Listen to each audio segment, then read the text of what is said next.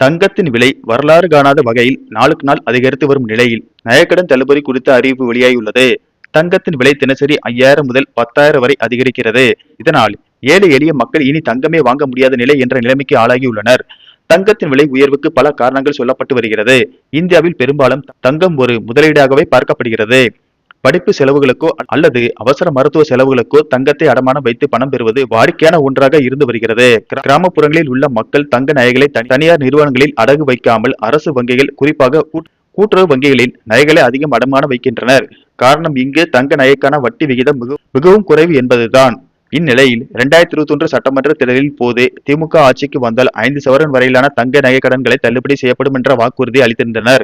இந்த வாக்குறுதியானது குறிப்பாக ஏழை மக்கள், விவசாயிகள் மற்றும் பெண்களுக்கு உதவும் வகையில் அறிவிக்கப்பட்டது. அந்த வகையில் கூட்டுறவு வங்கியில் பெறப்பட்ட 5 சவரன் நகை அல்லது அதற்கு குறைவான தங்க நகை கடன்களை தள்ளுபடி செய்ய உத்தரவிட்டார். தமிழக அரசு அறிவித்த இந்த உத்தரவால் சுமார் 13 லட்சம் பேர் பயனடைந்தனர். மொத்தம் 4904 கோடி ரூபாய் மதிப்பிலான நகை கடன்கள் தள்ளுபடி செய்யப்பட்டன. அதே போல மகளிர் சுய உதவி குழுக்களுக்கு வழங்கப்பட்ட 2756 கோடி ரூபாய் மதிப்பிலான கடன்களும் தள்ளுபடி செய்யப்பட்டன. இந்த நிலையில் இன்னும் 2 மாதங்களில் தமிழகத்தில் 2026 சட்டமன்ற தேர்தல் நடைபெற உள்ளது. இதற்கான அனைத்து ஏற்பாடுகளும் தீவிரமாக நடைபெற்று வருகிறது. குறிப்பாக ஆளும் திமுக அரசு மீண்டும் ஆட்சிக்கு வருவதற்கு பல்வேறு அறிவிப்புகளை வெளியிட உள்ளதாக தகவல்கள் வெளியாகி வருகிறது. இந்த நிலையில் அதிமுக பொதுச் செயலாளர் எடப்பாடி பழனிசாமி, நாங்கள் ஆட்சிக்கு வந்தால் மாற்றுத்திறனாளிகள் மற்றும் சிறுபான்மையினர் கூட்டுறவு வங்கியில் வாங்கிய கடன்கள் தள்ளுபடி செய்யப்படும் என்று வாக்குறுதி அளித்துள்ளார்.